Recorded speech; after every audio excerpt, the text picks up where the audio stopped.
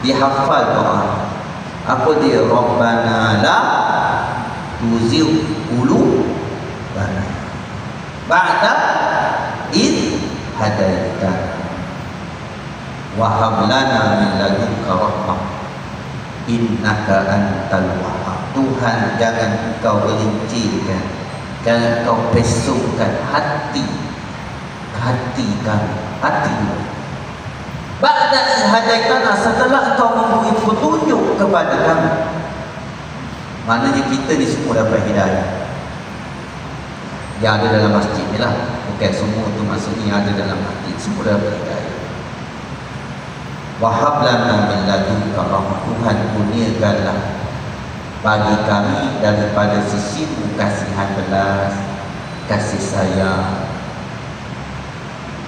Innaka antal wahhab, sesungguhnya